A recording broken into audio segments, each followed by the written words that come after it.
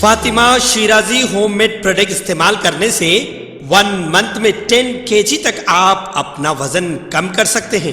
سب سے کم دام میں ویٹ لاس کا طریقہ ہمارے یہاں موجود ہے، وہ بھی no side effect, no diet, no exercise کے ساتھ۔ آج ہی کانٹیکٹ کریں Fatima Shirazi home made product سے اور اپنے آپ کو خوبصورت بنائیں۔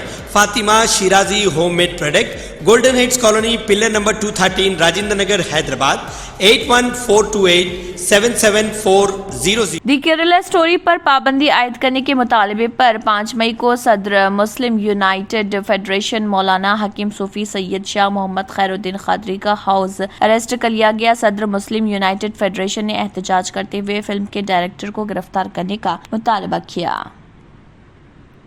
5 مئی کو ریلیز ہونے والی ہے، اس کے تعلق سے میں نے چند سوالات اٹھائے تھے کہ سوشل میڈیا میں اس مووی کی جو پبلسٹی ہو رہی تھی اس میں یہ بتایا گیا تھا کہ 32,000 ہندو لڑکیوں کو مسلم بنا کر سیریا اور دیگر اسلامی ممالک اور داعش کے پاس ان کو بھیج کر وہاں پر ان کو دہشت گردی کی تربیت دلا کر پھر دوبارہ ان کو بھارت میں لا کر یہاں پر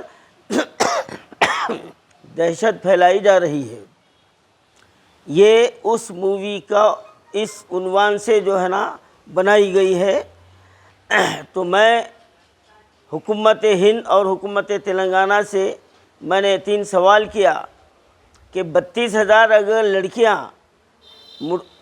اپنا مذہب تبدیل کیے ہیں اور اسلام قبول کر کر داعش کے پاس پہنچے اور پھر وہاں سے واپس آئے تو پھر ہمارے ملک کی انٹیلیجنس کیا کر رہی تھی؟ میں اسی سوال کو دوہرا رہا ہوں۔ پھر دوسرا سوال میرا یہ ہے کہ 32,000 لڑکیوں کے ماں باپ کیا کر رہے تھے؟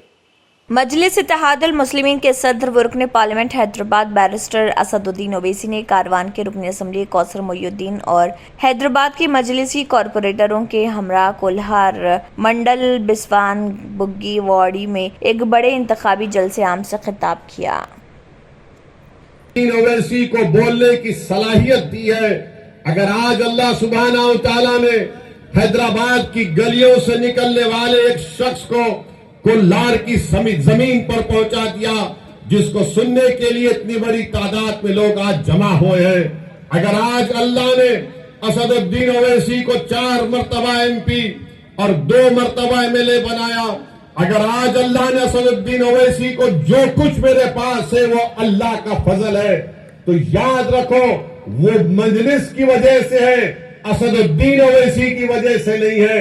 جب تک میں مجلس کا نام لیتا رہوں گا، جب تک میں اس پلیٹ فارم سے ظالموں کے اس کو ظالم کہتا رہوں گا، جب تک میں مجلس کے پلیٹ فارم سے غریب اور مظلوموں کی دل میں چھپی ہوئی بات کو بیان کرتا رہوں گا، اس وقت تک اللہ مجھے دنیا میں عزت سے نوازتا رہے گا، اور آخرت میں بھی انشاءاللہ مجھے امید ہے کہ مجھے اللہ سبحانہ و تعالی نبی کریم صلی اللہ علیہ وسلم کے صدقہ توفیل میں اللہ حشر کے میدان میں بھی مجھے کامیاب کرے گا۔ گو میرے اعمال اچھے نہیں ہیں۔ ریاست تلنگانہ کے ضلع نظام آباد میں کتوں نے دہشت مچا دی۔ مرچی کمپاؤنڈ کوٹا گلی گایتری نگر میں کتوں نے 12 افراد پر حملہ کیا۔ ان متاثرین میں 10 بچے بھی شامل ہیں۔ یہ تمام افراد شدید زخمی ہو گئے۔ تمام زخمیوں کو اسپتال لے جایا گیا۔ کتوں کے حملوں سے مقامی لوگ خوفزدہ ہیں۔ مقامی افراد نے حکام سے آوارہ کتوں کے خلاف کارروائی کا مطالبہ کیا ہے۔ واضح ہے کہ ریاست کے بعض اضلاع میں پہلے ہی لوگ آوارہ کتوں کے حملوں سے پریشان ہیں۔ ایسے میں نظام آباد میں پیش آئے اس واقعے نے لوگوں میں تشویش کی لہر پیدا کر دی۔ اسی دوران کمشنر نظام آباد میونسپل کارپوریشن کی جانب سے جاری کردہ بیان میں بتایا گیا کہ کتوں کا نظم بندی کا آپریشن کیا جا رہا۔ کہا گیا ہے کہ لوگ افواہوں پر توجہ نہ دیں۔ اگر کتوں سے متعلق کوئی مسئلہ درپیش ہو تو فوری ان حکام سے فون پر رابطہ قائم کیا جا سکتا ہے۔ اندرون 24 گھنٹے مسئلے کی یکسوئی کی جائے گی۔ ہندوستان کے محکمہ موسمیات نے پیش گوئی کی ہے کہ اعداد و شمار کے مطابق ہندوستان میں پری مانسون کے موسم میں اب تک 28% زیادہ بارش ہوئی ہے۔ وسطی علاقے میں بارش معمول سے 268% زیادہ ہے۔ مشرقی اور شمال مشرقی ہندوستان میں 29% بارش کی کمی 14.15 ملی میٹر کے مقابلے میں 19.9 ملی میٹر بارش ریکارڈ کی گئی ہے۔ شمالی مغربی ہندوستان یعنی پنجاب، ہریانہ، دہلی، راجستھان، اتر پردیش، ہماچل پردیش، جموں کشمیر، لداخ اور اتراکھنڈ میں اس مدت کے دوران 18% سے زیادہ بارش یعنی کہ 83.4 ملی میٹر کے معمول کے مقابلے میں 98.3 ملی میٹر بارش ریکارڈ کی گئی، جبکہ جزیرہ نما خطے میں اس مدت کے دوران 88% زیادہ بارش یعنی کہ 54.2 ملی میٹر کے معمول کے مقابلے میں 102 ملی میٹر بارش ریکارڈ کی گئی ہے۔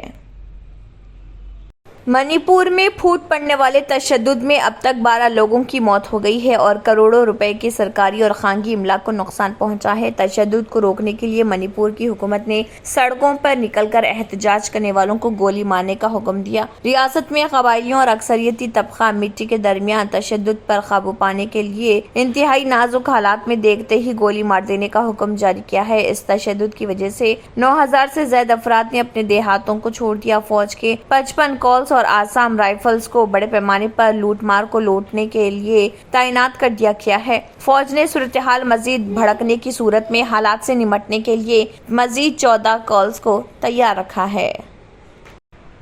سوشل میڈیا میں ٹرولنگ ایک سماجی بیماری میں تبدیل ہو رہی اہم شخصیات ہی نہیں بلکہ سوشل میڈیا پر باقاعدہ سرگرم رہنے والے بھی اس کا شکار ہو رہے۔ چند بدماش لوگ سوشل میڈیا پر دوسروں کی ساکھ کو نقصان پہنچانے میں شیطانی خوشی محسوس کر رہے اور چند لوگ سستی شہرت حاصل کرنے کے لیے سوشل میڈیا پر پاگل پن کا مظاہرہ کر رہے۔ ویوز، لائکس، کمنٹس اور شیئرز کے ذریعے پیسے کمانے کے لیے سوشل میڈیا پر ٹرول کرنے کے بدنیتی پر مبنی واقعات میں دن بدن اضافہ ہو رہا۔ آئے دن کچھ ایسے واقعات بھی پیش آ رہے جس کو وہ ٹرول کر رہے، ان کا حالیہ واقعات سے کوئی تعلق نہیں ہے، پھر بھی حالات کو ان سے جوڑتے ہوئے ان کی امیج کو داغدار بنانے کی کوشش کی جا رہی۔ جان بوجھ کر لوگوں کو آن لائن میں مشتعل کرنا یا کرانا ٹرولنگ کہلاتا ہے۔ ٹرولنگ کا بنیادی مقصد کسی شخص یا گروپ کو نشانہ بنانا ہے، ایسی چیزیں پوسٹ کر کے ان کی سماجی حیثیت کو نقصان پہنچانا ہے جن کا ان سے کوئی تعلق نہیں، تاکہ وہ رسوا ہو جائیں یا شدید ذہنی تناؤ کا شکار ہو جائیں۔ چند لوگ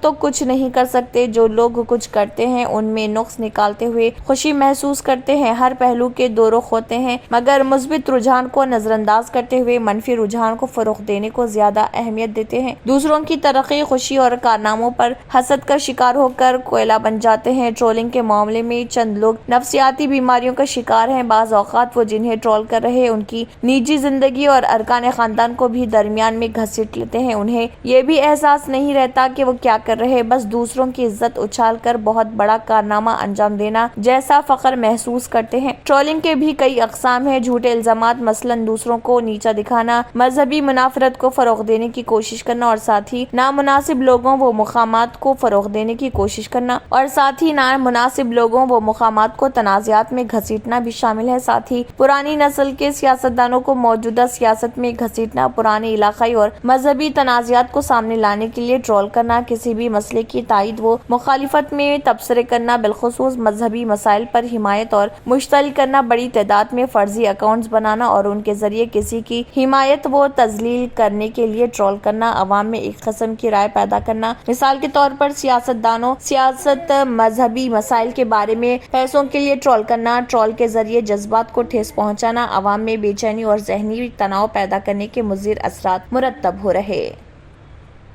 اگر آپ نے ہمارے چینل کو ابھی تک سبسکرائب نہیں کیا ہے تو یہاں پر ریڈ کلر کا سبسکرائب بٹن دکھ رہا ہے، اسے کلک کریں اور ہمارے چینل کو سبسکرائب کیجیے اور ساتھ ہی ساتھ بیل آئیکن کو بھی کلک کیجیے جس سے آپ کو تازہ اپڈیٹ ملتی رہے۔